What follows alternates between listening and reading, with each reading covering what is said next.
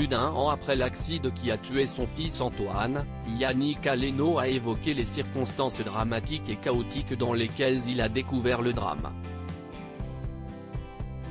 Si est un tragique accident de voiture que ne cesse de ressasser Yannick Aleno depuis qu'il est survenu le lundi 8 mai 2022.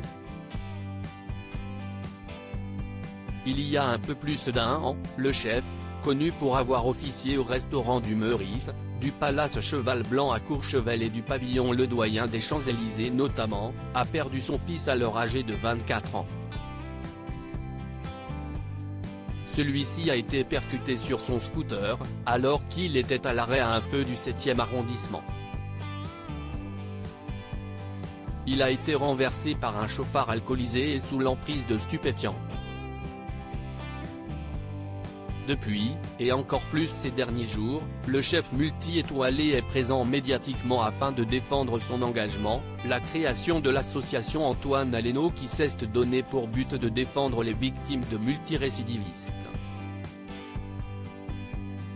Les circonstances du drame ce lundi, il était d'ailleurs présent dans les studios de RTL et a été ému aux larmes par l'humoriste Philippe Caverivière qui a raconté une anecdote fortement symbolique sur les dernières heures de son fils Antoine. Il a aussi raconté une terrible expérience qui lui était arrivée après le drame puisqu'il a reçu une facture de l'ambulance qui l'a mené jusqu'à l'hôpital. Ce jeudi, c'était sur le plateau de Télématin que Yannick Aleno était invité sur France 2. Il était interrogé par Julia Vignali pour l'interview d'actualité. Justifiant son combat contre les chauffards, le père endeuillé est revenu, un an plus tard, sur les circonstances de l'accident qui l'ont privé de son fils Antoine Aleno.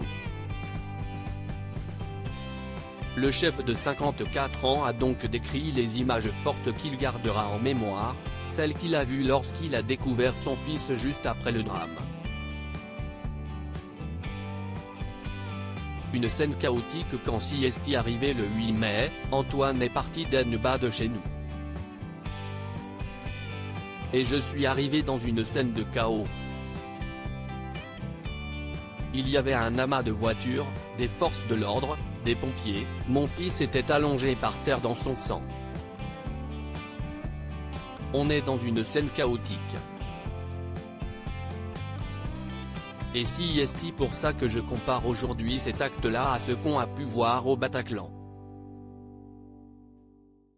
Ces souvenirs choquants partagés, et alors que le chauffard qui a fauché son fils a été remis en liberté, Yannick Aleno a ensuite expliqué pourquoi il se battait pour que le qualificatif d'homicide routier, plutôt que celui d'homicide involontaire, soit créé. Aujourd'hui, je ne suis pas le seul, nous ne sommes pas les seuls à avoir perdu un enfant.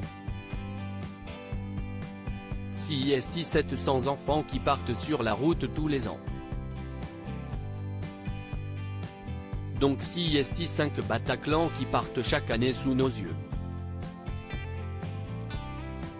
Et d'entendre parler d'homicide involontaire, si est juste insupportable. À lire aussi Yannick Aleno ému aux larmes par une anecdote de Philippe Caverivière sur son fils Antoine.